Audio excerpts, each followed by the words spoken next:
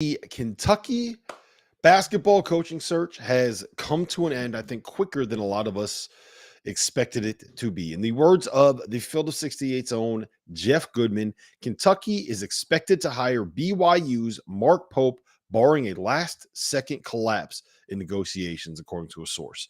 Pope played for the Wildcats from 1994 to 1996, and he has been the head coach at BYU since 2019. And the way that this kind of played out is something that I don't think a lot of people necessarily expected, right? Kentucky's athletic director, Mitch Barnhart, went after Scott Drew.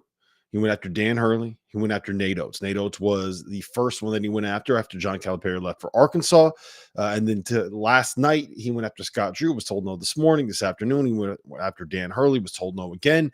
And then this evening, he ended up on Mark Pope. The way that Goodman phrased it, who could not be here because he is currently attending a wedding for his nephew. If you want to know what it's like to be married to Jeff Goodman, he was on his phone breaking news of the Kentucky coaching hire while he's at a wedding for a family member. So always fun when that happens after the season's over. But as Goodman put it, 15 years ago, Mitch Barnhart was persuaded to go after somebody that came with a little bit of baggage, right? That had some kind of issues in his past that maybe he had to look past if he's going to hire him to be the head coach at Kentucky. That was John Calipari. Obviously, Calipari had the NCAA stuff going on from his time at Memphis. And this time around, Mitch Barnhart decided he didn't want to go with Bruce Pearl. He didn't want to go with Chris Beard. He didn't want to wait out Billy Donovan.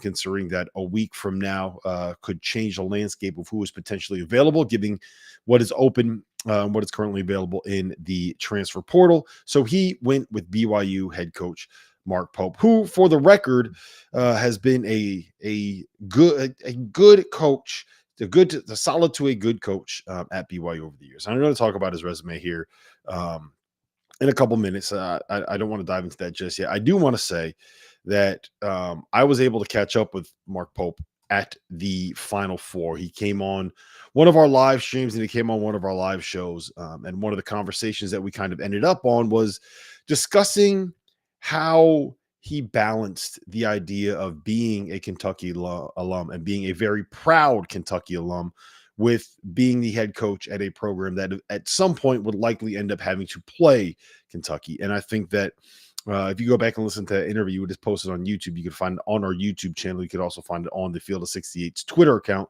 What he basically said was that Kentucky is always going to hold a very, very special place in his heart. And you could just hear him in speaking and understand that the opportunity to maybe one day coach the University of Kentucky would be something that would be very, very appealing to him. He spent 2 years with them. He was part of the 1996 national championship team that a lot of people consider to be the greatest college basketball team of all time. He was one of 9 NBA players on that roster, and now he is back in Lexington for the first time professionally, expected to be back in Lexington for the first time professionally as the next head coach of the University of Kentucky Wildcats, which is an incredible climb up the coaching ladder if you kind of look at where he was 2 years ago, right? In 2023, he was sitting at 19-15 overall. He was 7-9 in the WCC, which was good for a 5th place finish behind the likes of Santa Clara and Loyola Marymount in the WCC title race. He has won, I believe, just one regular season title in his tenure as the head coach at any of the programs that he's been at. And no, you know what? He hasn't won any regular season titles as a head coach at the Division I level. But I think that if you look kind of big picture on what he's been able to accomplish, but before we talk about what he actually is as a coach, I think if you look at what he's been able to accomplish since he's been there, in the last 5 seasons at BYU, 3 of the 5 years, he's finished higher than John Calipari has in Ken Palm's adjusted efficiency rankings. He's had 3 top 20 teams in Ken Palm as the head coach at BYU. Last year, he managed the transition from the WCC to the Big 12 about as well as you could possibly imagine. He finished as the number 18 team in KenPom. He finished as the 6th seed, and he won 23 games and went 10-8 in the Big 12. Good for 6th place and tied in that conference with none other than Bill Self and the Kansas Jayhawks. I understand why there might be some hesitancy from Kentucky fans when it comes to this hire.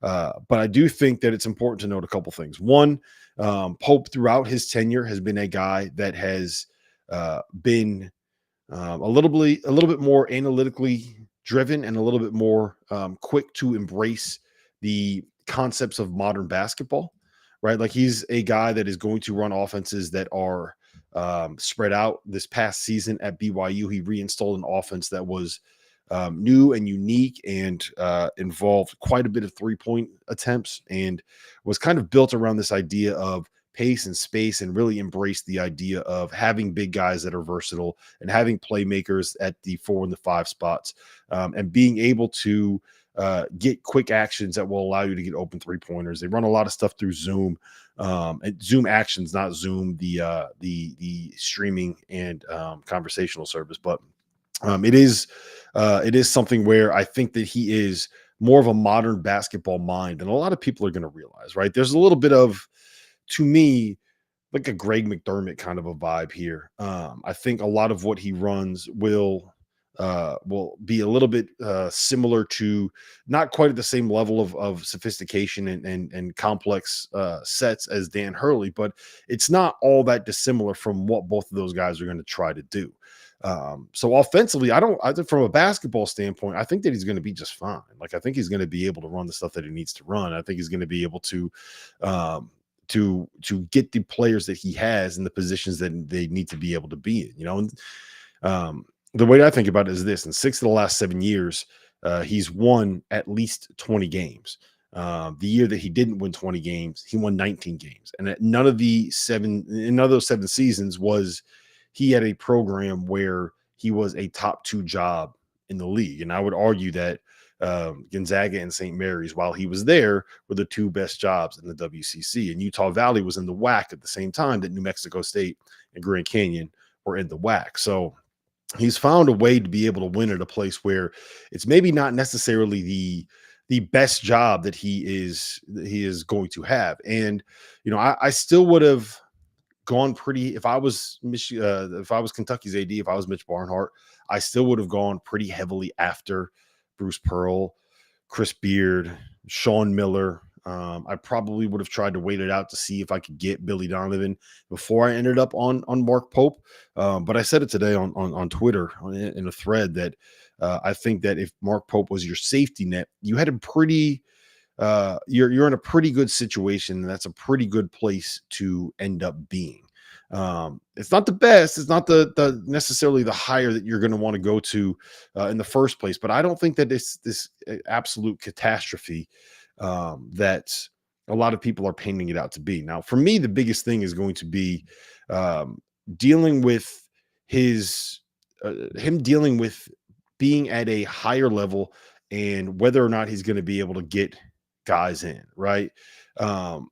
I think that the basketball side of it will play itself out pretty well. Like, he knows what he's doing. He runs modern principles of basketball. He adjusted teams adjusted the way that he played the last 2 or 3 seasons based off of the specific roster build that he has. Now, I think the biggest thing is going to be whether or not like he can get the players that he needs to get. But I do think that at the end of the day, right, it's Kentucky.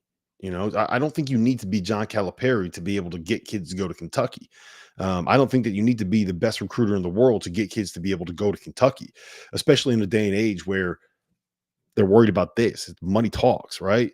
Not that it didn't happen before, but now it's much more above board. And as long as he has the resources that he needs to be able to function in the modern space, it's something where I think that he's going to be able to have the chance to get the guys that he needs to be able to get. I also don't think he's going to be someone that sits here and absolutely 100% prioritizes nothing but the best 5 stars in college basketball. And one of the things that I've heard over and over again from Kentucky fans when it comes to complaints about Coach Cal is twofold, right?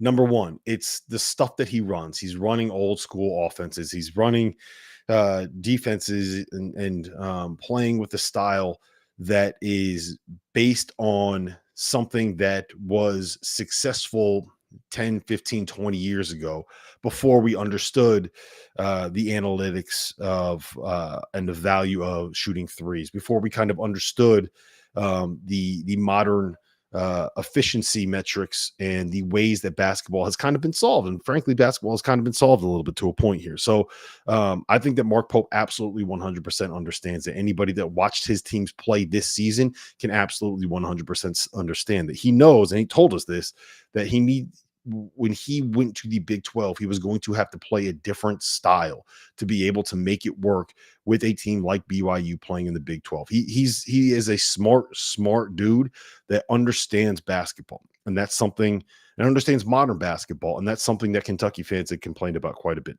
The other thing that I hear Kentucky fans frustrated with is this idea that Coach Cal put together a program that celebrated guys getting to the NBA and having success more than they celebrated players coming to Kentucky and having success.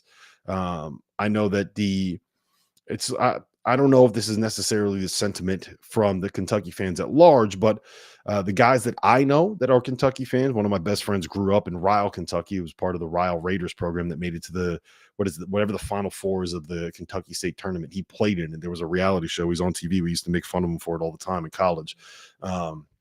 And what he gets frustrated the most with is the fact that you have to get to know a new roster every single year. And part of that is just modern college basketball. But part of that is that one of the priorities that Coach Cal set with this program was getting NBA guys in, getting one and dones in, getting them out the door, and becoming the place and the hub where the best future NBA talent would come, spend a year, and head off to the next level. And that made it cool to be a Kentucky fan. And that made it cool to be a Kentucky player. And that helped him recruit a certain type of player to the program.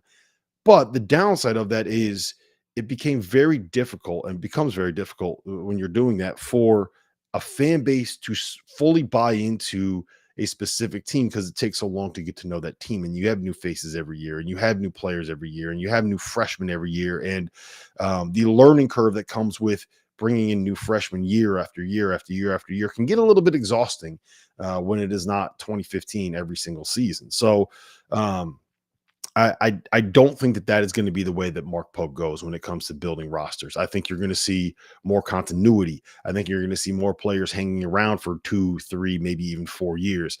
I think that you're going to have a program where you can feel like you're getting to know the players and the people in and around that program a little bit more. And I know that that's something that Kentucky fans had been frustrated with John Calipari about in recent years. And I think that is going to change. Now, does that mean that he's going to go and win national titles? Does that mean within 3 seasons he's going to have Kentucky back as a consistent Final Four program? Who knows? I don't think anybody can tell you that as a certified fact. I think that the simple fact that he's going to more or less have to rebuild an entire roster from essentially scratch when it really comes down to it is something where he's going to be starting a bit from behind the 8 ball this year. I mean, look at Rick Pitino, probably the greatest coach of a generation, right? Went to St. John's this year, and he couldn't even get into the NCAA tournament. And he had an all Big East caliber center coming back and went out and got some of the best transfers that were in the portal and so added some of the best freshmen available. So I don't know if it's going to be an immediate fix for Kentucky. But what I would say is that I don't think that you're going to change the AD's mind, right? If he is on his way out, and if he is trying to make a hire for himself and a hire that he wants to make, and if he went from Nate Oates to Scott Drew to Dan Hurley to Mark Pope without hitting any of those other big kind of obvious names, the Sean Millers, the Bruce Pearls, the Chris Beers, the Billy Donovans, the guys of that ilk, without actually talking to any of them, which it does not appear that he did. And does not appear that he made an effort to go get. I mean, when you go from Scott Drew saying no in the morning to Dan Hurley in the afternoon to Mark Pope basically being hired that night, all in the same day, then it kind of feels like one of those things where that was the next guy on the list. And if that was the next guy on the list, then I think it's clear the process that Mitch Barnhart had when it came to making this hire. And if his process was, I'm not hiring somebody that has something in their past or something going on beyond just being a basketball coach, then I think that you can kind of see why he ended up here. So what I would say is this, if I was advising Kentucky fans, is buy into it, right? Maybe it's not going to be great the first year. Maybe it'll take 2 or 3 years to kind of get this thing going. Remember, the guy that all of you wanted to hire, that every Kentucky fan was clamoring over, was Dan Hurley, who did not get out of the first round of the NCAA tournament until his 5th year at UConn. The rebuild for UConn started, was probably a little bit of a bigger rebuild than from a program perspective than I think Kentucky is going to be. You know, I think that they were a 3 seed this past season. When Dan Hurley took over, they were under 500 the year before, playing in the AAC instead of the Big East. So he had, it was clear that it was going to be a slower grind for UConn than it should be for Kentucky. But it's one of those things where if you can kind of get behind him and get momentum behind the program and get the resources that he needs to kind of make this thing work, then I have a very strong feeling that this is going to be something that will work. Now, does that mean in 5 years you're going to be winning a national title with a chance to go back to back like Dan Hurley did? Who knows? You can't predict that stuff. Winning national titles is so incredibly difficult to do. There's a reason why there's only 3 active coaches right now that have ever won it twice. Right? It's Rick Pitino, Bill Self, and Dan Hurley. And I think that being able to, instead of, I want to make sure I phrase this the right way. Instead of creating a negative atmosphere around the program where it might disincentivize players from coming in, or boosters from donating NIL funds, or sponsors from getting involved with the university that can help develop and build out that collective, I do think that getting behind the hire makes a lot of sense, because he is the antithesis of a lot of things that that the fan base, from my understanding, did not really like about John Calipari by the time we kind of got to the end. He is one of your own. He loves that university. He loves that state.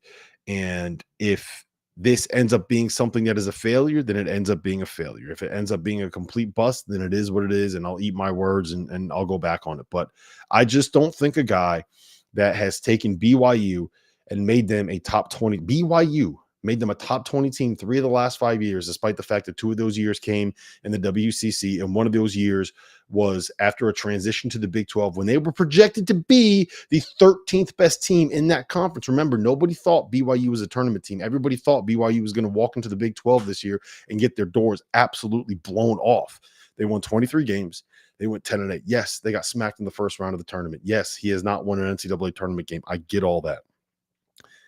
This is a guy that I think has outperformed the expectations and the resources and what he should have been at the previous jobs that he was at.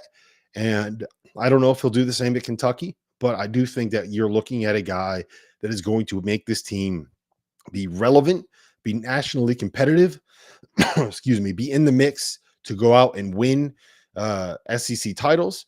And he's going to do it playing a style that you are going to enjoy watching, that is going to be aesthetically pleasing, that is going to be modernized, that is going to be up tempo, that is going to be pace and space, that is going to have a lot of 3 balls going up.